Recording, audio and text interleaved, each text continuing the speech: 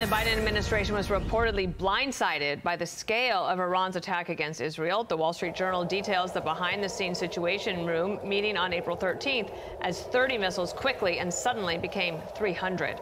Fox News strategic analyst, retired General Jack Keane, is with us now. Just set this up with a senior Biden administration official saying the scale of Tehran's first ever direct attack on Israel matched U.S. spy agencies' worst-case scenarios. This was on the high end, I think, of what we were anticipating, he said. What do you have to give us that can help us understand that whole scenario and what they're trying to say behind the scenes? Yeah, well, I think certainly what Iran did that night surprised everybody in terms of the scale of it. You know, for our audience to recall, Iran has never conducted a direct attack against Israel, has always chosen to use its proxies.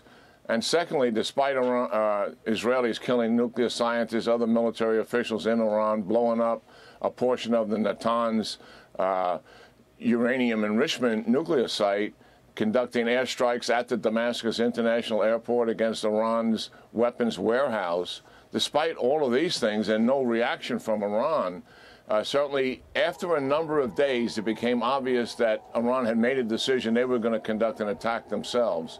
But even though everyone had that intelligence, no one anticipated the scale of this attack that would exceed, 300-plus missiles and drones. And what the Iranians really did, they took a page out of the Russian playbook here, because the Russians evolved to this point where they mixed lots of drones with cruise missiles, standoff from the country itself, using largely aircraft to do that, and then ballistic missiles at scale.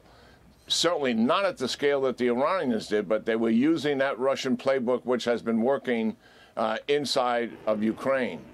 But fundamentally, when they saw the 30 missiles, then 60 missiles, they still did not anticipate, Dana, that there would be 120 ballistic missiles. And certainly that grabbed everybody. And they obviously were likely saying some prayers that the defense system would work. And you've got to credit what the IDF multi-layered system did, and certainly what the United States warfighting headquarters in the region did to organize a multinational defense against this, which was so successful. And speaking of the IDF, there was news also over the weekend that the intel chief has resigned because of intelligence failures that didn't warn the country about October 7th when they were attacked on that terrible day. This is accountability, leadership? Yeah, most definitely. He offered his resignation almost immediately within the first few days of that, but they asked him to stay on because they knew it would be so disruptive given they had their hands full in going to war in Gaza. So he's waited to the 6 months and now walked away. And he has assumed full responsibility for his role in this. But there will be others held accountable here.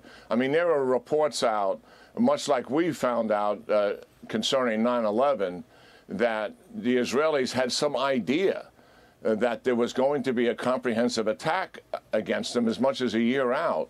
But they discounted it because they didn't think it was in, quote, Hamas's capability.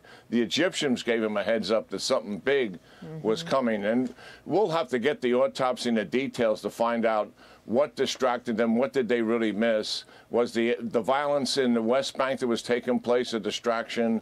Was the political distraction of the dispute over the reform of the Supreme Court, where hundreds of thousands of people were in the streets demonstrating?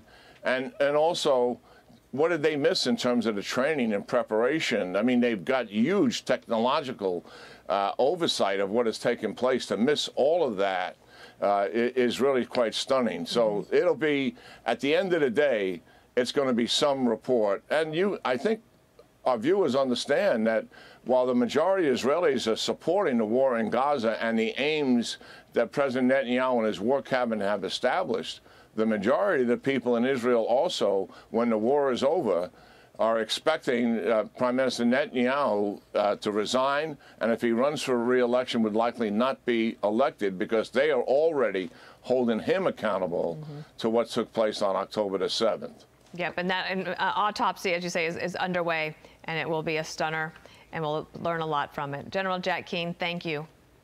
I'm Steve Ducey. I'm Brian Kilmeade. And I'm Ainsley Earhart. And click here to subscribe to the Fox News YouTube page to catch our hottest interviews and most compelling analysis.